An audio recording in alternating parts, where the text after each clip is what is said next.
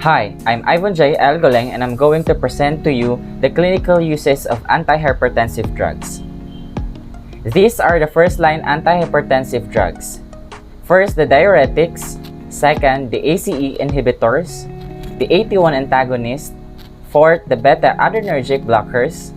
And fifth, the calcium channel blockers. So first, we are going to discuss the diuretics. So what is diuretics? Diuretic therapy is indicated to control edema and effusions that occur in CHF or congestive heart failure. So it may reduce blood pressure by promoting sodium and water excretion. Excessive use of diuretics in heart failure with patients with heart failure exacerbates neurohormonal activation. So diuretics are indicated in hypertension complicated by first the heart failure, the risk of coronary artery disease, and the diabetes. So this diuretics is effective in elderly patients with low renin hypertension, obese with volume overload, and effective in isolated systolic hypertension. So diuretics should be avoided in patients with abnormal lipid profile and pregnancy-induced hypertension. So one of the examples of diuretics is the thiazide. So thiazide blocks the sodium and chloride transporter in the renal convoluted tubule in the kidney. So it reduces the blood volume and poorly understood vascular effects. Thiazides and related drugs are drug of choice in uncomplicated hypertension. Thiazides are considered to be mild antihypertensives.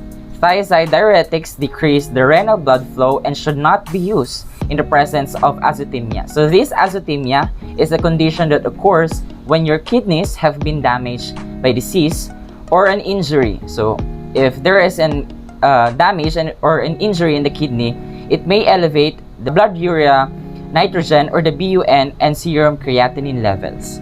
Next, we have the ACE inhibitors or the angiotensin converting enzymes. These ACE inhibitors are a group of drugs that inhibit the action of the ACE, thus blocking the conversion of the inactive precursor peptide angiotensin 1 into the active angiotensin 2. So in this way, the effects of the renin-angiotensin-aldosterone cascade are opposed. So ACE also degrades certain vasodilator kinins like bradykinin. These ACE inhibitors are the first choice drug in all grades of essential as well as renovascular hypertension. They appear to be more effective in relatively young patients. ACE inhibitors should be avoided in bilateral renal artery stenosis, pregnancy, and hyperkalemia. ACE inhibitors are indicated in the treatment of congested heart failure in dogs and cats stemming from a wide variety of diseases. However, there is no proof that ACE inhibitors may delay the onset of the congestive heart failure in asymptomatic animals with cardiac disease. ACE inhibitors are also frequently used to manage systemic hypertension in dogs and cats, typically in combination with other arterial dilators. So in this figure, a decrease in blood pressure or blood flow to the kidneys causes the cells of the kidneys to secrete renin. And this renin acts on the angiotensinogen produced in the liver to produce the angiotensin 1. So as angiotensin 1 travels through the lungs, it is converted to angiotensin 2, which raises the blood pressures in two ways. So first, it causes vasoconstriction, which increases the vascular resistance, thereby increasing the blood pressure. Second, it causes the release of aldosterone from the adrenal cortex.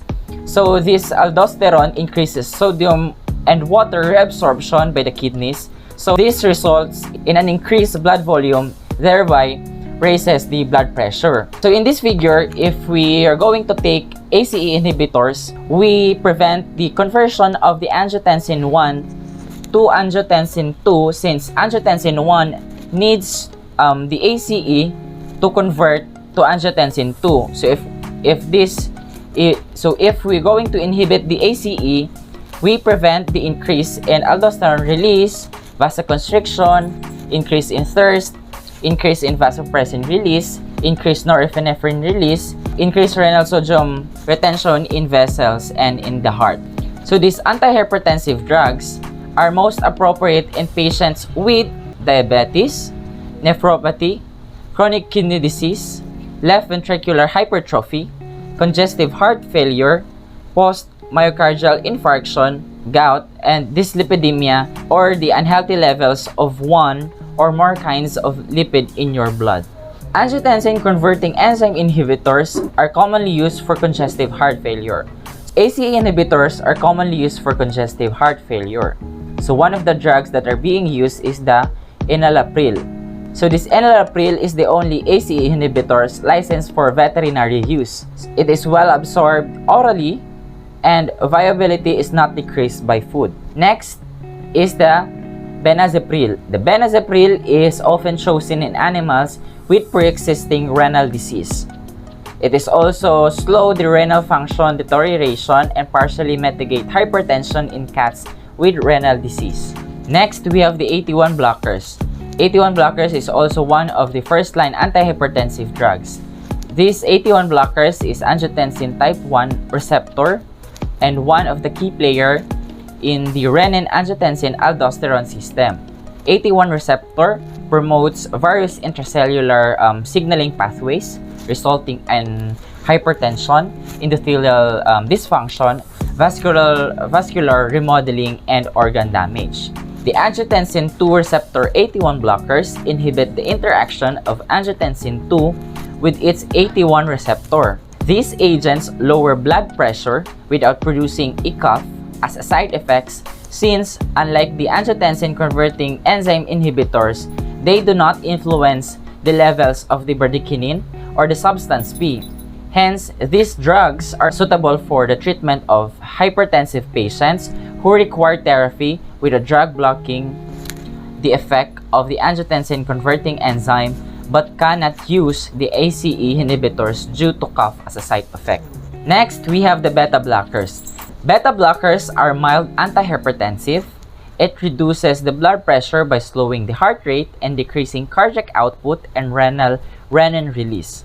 So these beta blockers are highly suitable for patients with coexisting anxiety or tachycardia, relatively young non-obese patients, high renin hypertensive patients, patients with migraine, and pregnant individuals. They are indicated as antihypertensive in patients with stable heart failure, post-myocardial infarction, and high coronary artery disease. So these beta blockers are contraindicated in peripheral vascular disease, pulmonary disease, asthma, and COPD or the chronic obstructive pulmonary disease, cardiac disease, for example, the conduction defects, decompensated heart failure, and also we have contraindicated in abnormal lipid profile. So in this figure, it shows how the beta blocker works. So beta blocker blocks the adrenaline and the noradrenaline that affects the receptors in the heart and blood vessels. So as shown in the figure, beta blockers block the adrenaline and the noradrenaline hormones. So as an effect, beta blocker slows the sinoatrial node, which initiates the heartbeat in the heart. So it slows the heart rate, allows the left ventricle to fill completely, and lowers the heart workload, thus dilates the arteries and lowering the blood pressure. Beta blocker drugs used for hypertension are the atenolol and the propranolol. A beta blocker is recommended for cats with hyperthyroid-induced hypertension, but beta blockers are often ineffective as a sole antihypertensive agent in cats with renal disease. An IV beta blocker, for example propranolol, esmololol, and labetalol, can be used for emergency treatment in animals. Next, antihypertensive drugs is the calcium channel blockers. It reduces the peripheral resistance and blood pressure, and it can cause coronary and systemic vasodilation and enhance myocardial relaxation and sometimes reduce cardiac contractility. So what is the importance of calcium in the heart? So calcium contributes in the muscle contraction of the heart. So these calcium channel blockers preferred in elderly with hypertensive patients who have poor arterial wall and isolated systolic hypertension, asthma, chronic obstructive pulmonary disease or COPD patients, pregnant hypertensive, and diabetic patients. So calcium channel blockers prevent recurrent stroke. Verapamil and Dilchazim should be avoided in congestive heart failure and cardiac conduction defects. Dihydropyridines should be avoided in ischemic heart disease, post-myocardial infarction, gastroesophageal reflux, and males with prostate enlargement.